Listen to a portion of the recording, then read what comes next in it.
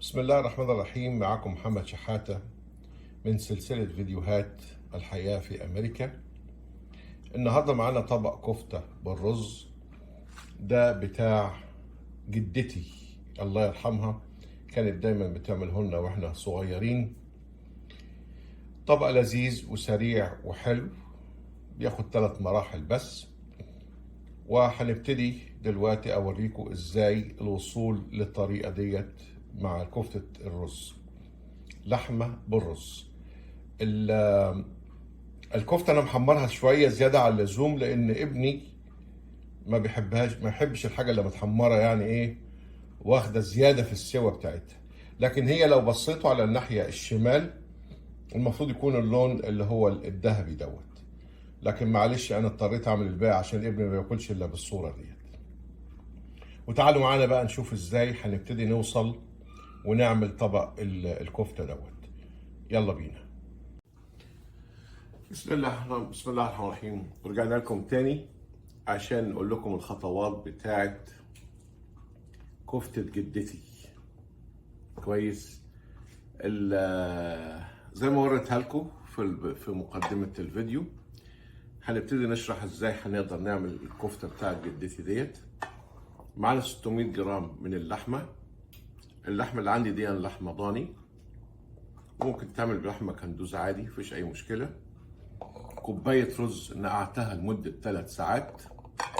عندي هنا هو بصلة، بقدونس، حباية طماطم صغيرة، نص قرن فلفل. بنيجي للتوابل، هنا هو عندي معلقة ملح، فلفل اسود، توم بودرة، بابريكا، شعرة او ربع معلقة صغيرة من جوز الطيب، وعندي ربع معلقة برضو هنا هو من السينمون القرفة. اول حاجة هاخد الرز دوت واضربه في الخلاط انعمه.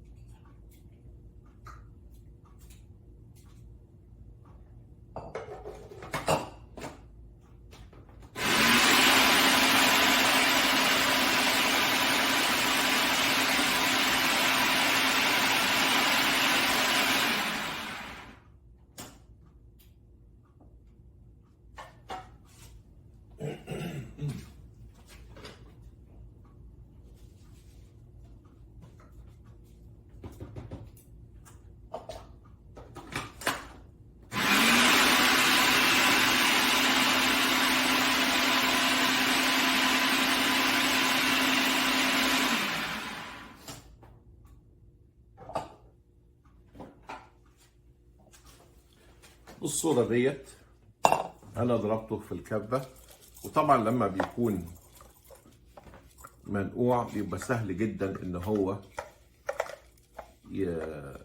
يتضرب معانا. طبعا زمان ايام جدتي كان الموضوع ده صعب جدا، لان كانت اللحمه بيجيبوها عشان يقعدوا يدقوها في الهون لحد ما ينعموها. يعني دي الدرجه بتاعته. نبتدي نحط البصل،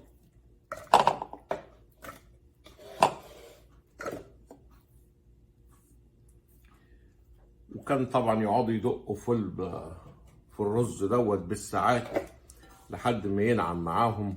كانت شغلانه صعبه جدا بالنسبه لهم، وكانوا بيعانوا منها الامرين. فعشان كده كانوا دايما، معلش كان في مشكله في التليفون. نكمل.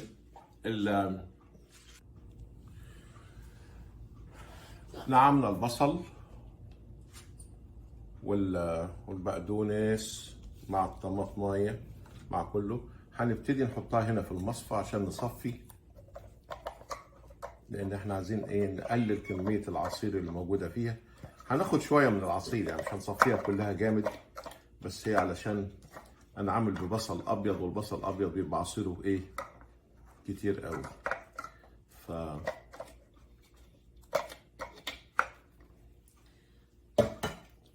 ده كده. بس مش هناخد اكتر من كده، نسيب الباقي. هنضيف بقى على اللحمه. شايفين كميه العصير اللي نزلت قد ايه من بصلايه واحده. نبتدي نضيف التوابل اللي احنا قلنا عليها.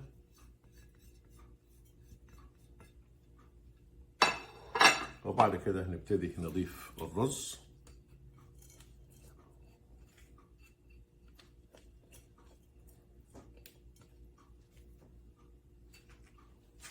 نعجن الكلام ده كله مع بعضه.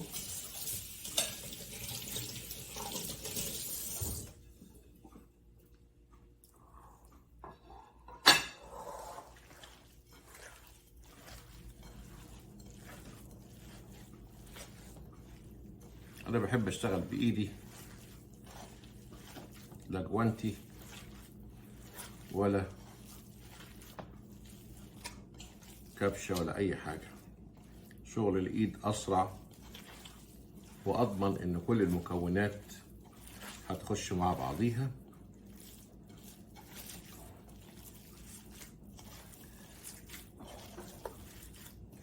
وممكن على فكره تزودوا الرز زياده، يعني ممكن تخلوا الرز نفس النسبه بتاعت اللحمه، بس انا ما بحبش يعني ايه نخلي الرز بس كفايه، لان الرز مع السلق بينفش وبتزيد كميته.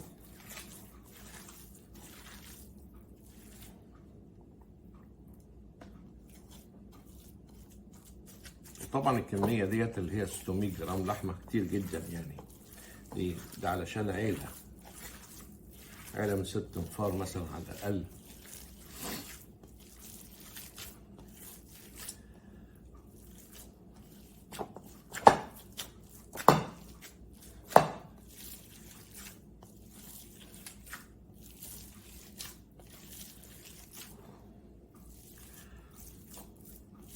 تقريبا كده المكونات دخلت في بعضها. هبتدي اصبع قدامكم كام صباع بوريكم ازاي الايه. ممكن تصبع بقى زي ما انت عاوز، صوابع تخينه، صوابع رفيعه، المهم ايه الطريقه اللي تعجبك. وممكن في نفس الوقت انا بمسح ايدي من نفس العصير دوت.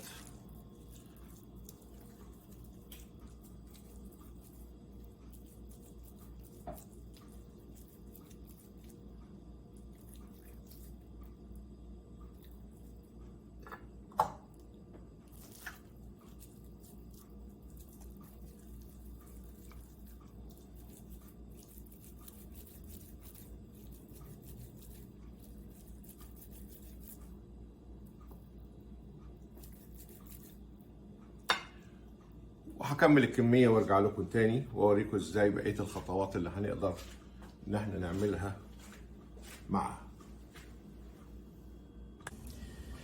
دي المرحلة التانية، ان انا مية مغلية عليها ملح وفلفل اسود وبابريكا، هما ال3 حاجات دول بس.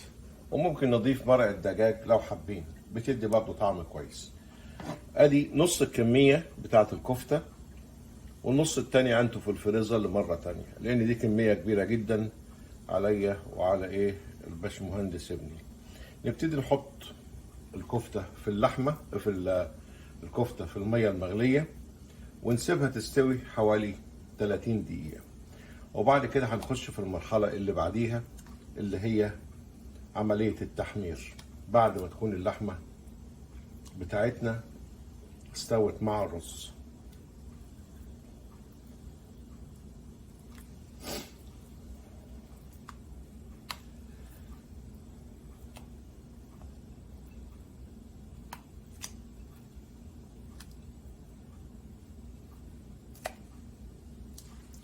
واشوفكم في الفيديو اللي هنبتدي فيه التحمير. ودي المرحلة الأخيرة. ادي الكفتة هنا اهي استوت بعد نص ساعة. هنبتدي بقى نطلعها علشان نجهزها للتحمير.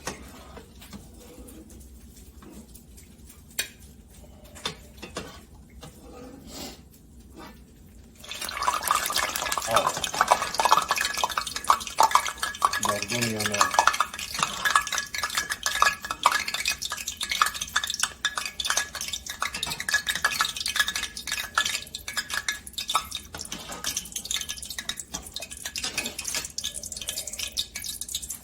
هنيجي بعد كده عندنا بيض،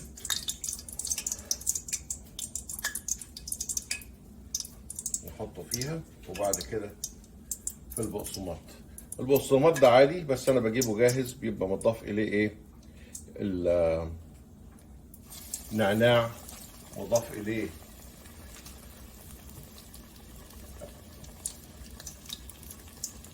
حط في البيض، وبعد كده بقسماط ينزل على النار على طول.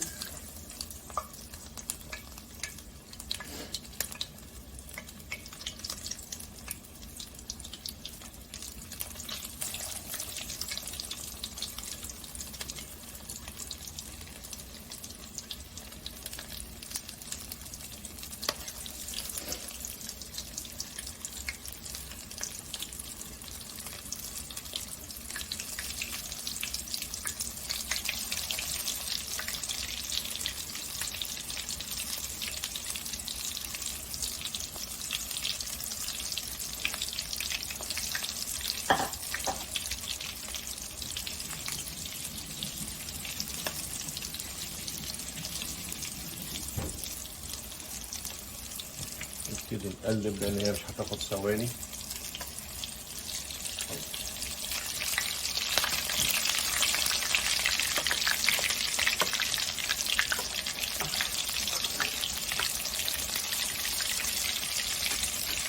هوريها لكم بقى لما ايه خلص الكميه كلها شكلها ايه، واشوفكم فيديو تاني.